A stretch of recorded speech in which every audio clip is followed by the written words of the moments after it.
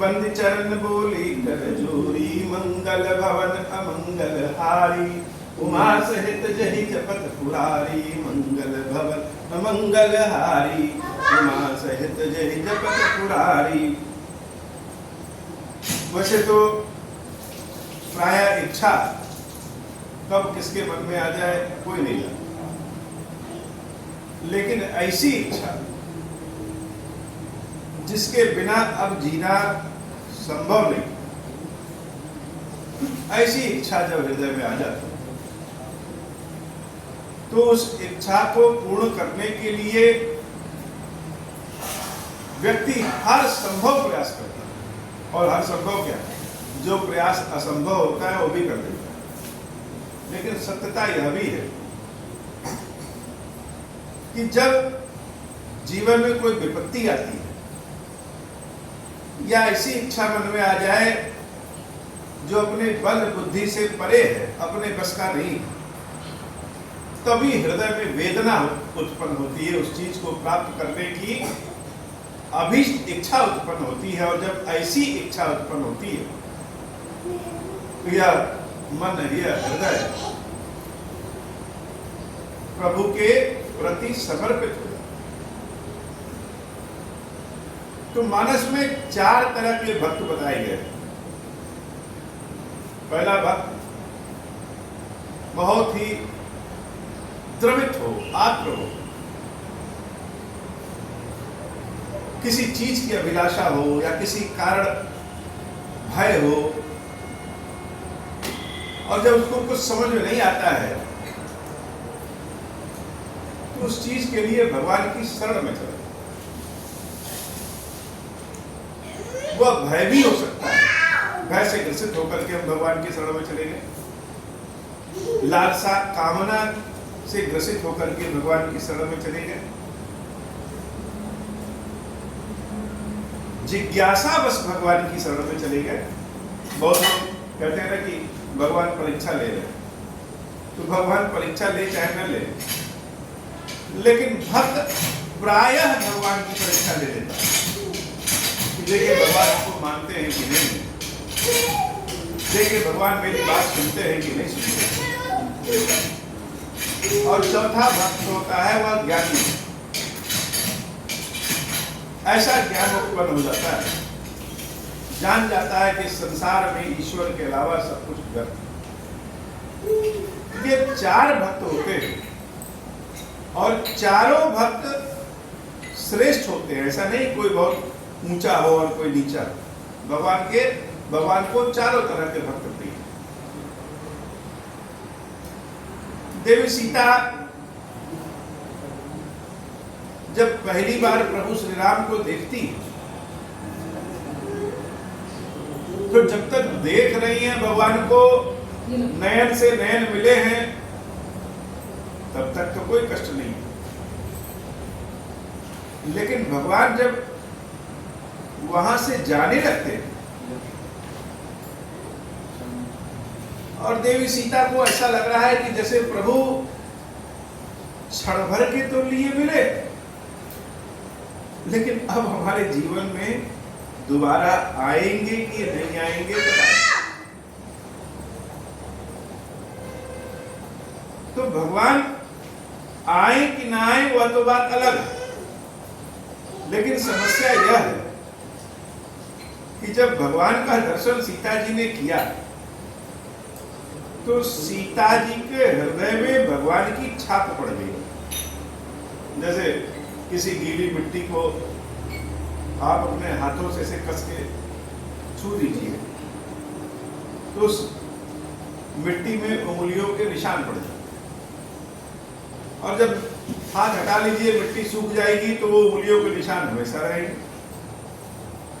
यह हृदय तो बड़ा द्रवित है, बड़ा गीला है। और नैनों से जब भगवान के दर्शन होते हैं तो भगवान है कौन? भगवान तो चित्त चोर, मन को चुरा लेने वाले, चित्त को चुरा लेने वाले हैं। तो नैनों के बहाने हृदय में प्रभु उतर जाते हैं, और हृदय में उतरने के बाद जब उनकी छाप हृदय में पड़ जाती है, उसके बाद प्रभु जाने लगे तो ऐसा लगता है कि अब भगवान के बिना तो जीना असंभव है। देवी सीता को भी ऐसा लगा कि भगवान के बिना जीना असंभव है।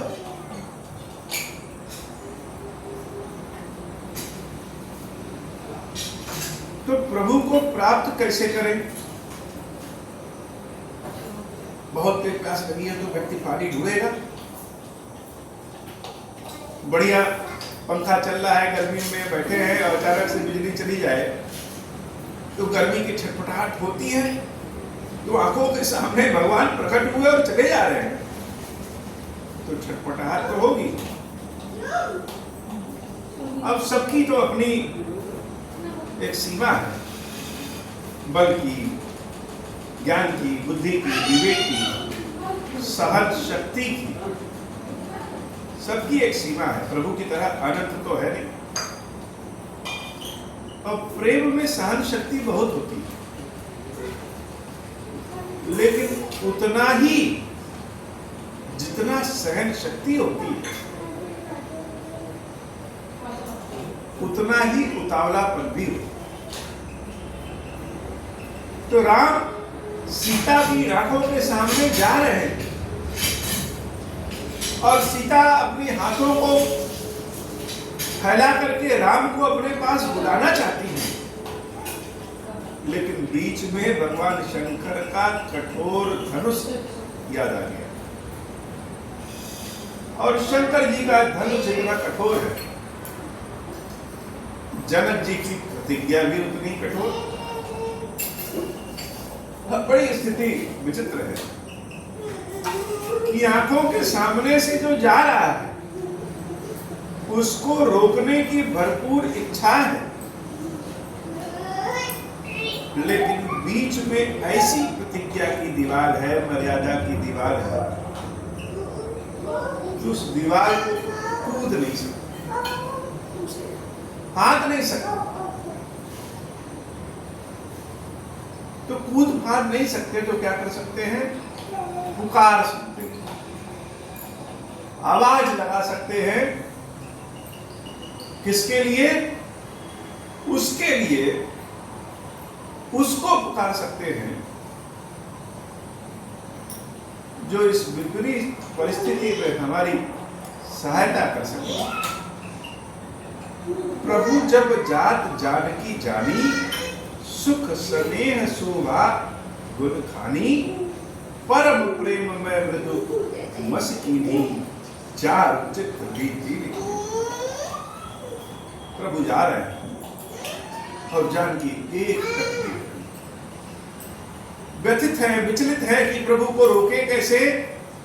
रोकने का ऐसा तो नहीं कि क्षण भर रोक ले, रोकने का मतलब कि सदैव के लिए रोक ले। अभी देवी जानकी विचलित है ही है, तब तक भगवान प्रभु श्री राम मुड़ करके देख लेते।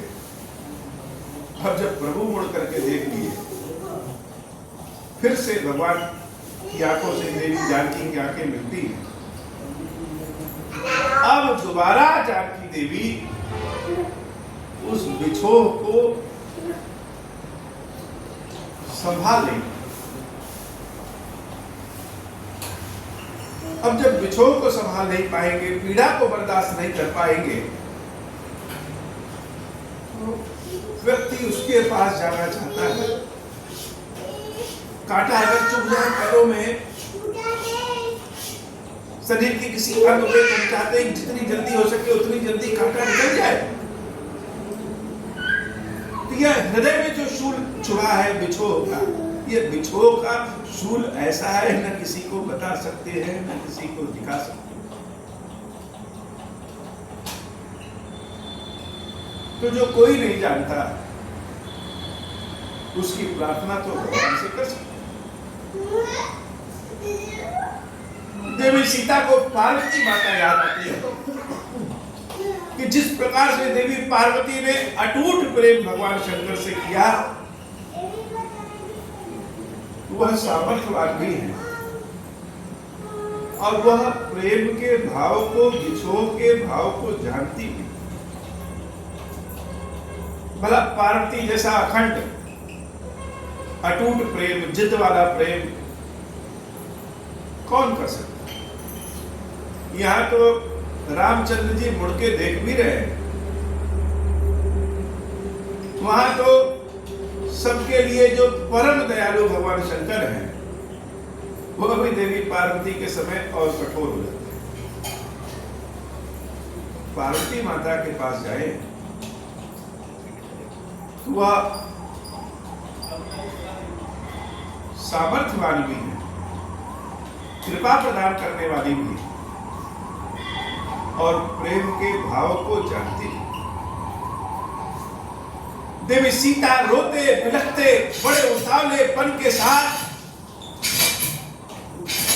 प्रभु श्री राम से दूर दौड़ती हुई पार्वती माता के मंदिर में गई और बड़े हाथों से जब पार्वती जी के चरणों को पकड़ लिया तो उनके हृदय से जो देवी पार्वती के लिए स्तुति निकली, वह स्तुति अजर अमर हो गई हो। हम सब भी उस स्तुति से ही जीवित है।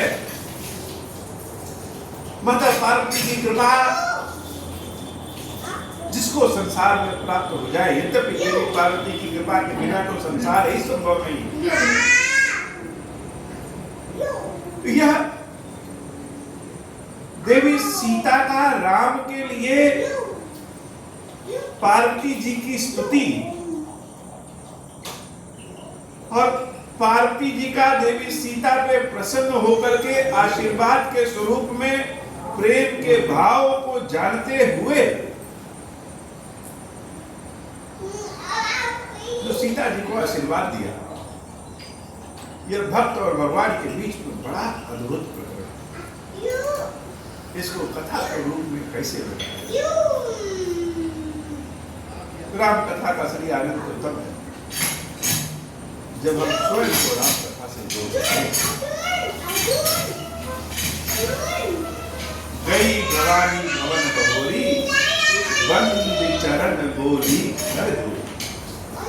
जय जय गिरिवर राज किशोरी, जय महेश मुख चंद चकोरी, जय गज बदन षडासन माता, जगत जननी दामिनी दुति गाता। नहीं तव आदि मध्य अवसाना, अमित प्रभाव वेदु नहीं जाना। भव भव विभव पराभव कारिणी, विश्व विमोहनी स्वबस विहारिणी। मंगल भवन अमंगल हारी, उमा सहित जहि जपत पुरारी। पति देवता सुतीय महु, मातु प्रथम तव एक। महिमा अमित न सकहि कही, सहस शारदा शेष। सेवत तोहि सुलभ फल चारी, वरदायनी पुरारी प्यारी। देवी पूजी पद कमल तुम्हारे, सुर नर मुनि सब मोहि सुखारे। मोर मनोरथ जानहु नीके, बसहु सदा उर सब नीके। हीनहु प्रकट न कारण देहि, अस कही चरण गहे बै देहि। विनय प्रेम बस भई भवानी हसी माल मूर्ति मुस्कानी सादर सिया प्रसाद सिर धरऊ होली गौरी हर सुहिया भरऊ सुनो सिया सत्य आशीष हमारी पूजा ही मन कामना तुम्हारी नारद बचन सदा सुचि साचा सोबरु मिलही जाहि मनोराजा मंगल भवन अमंगल हारी उमा सहित जहि जपत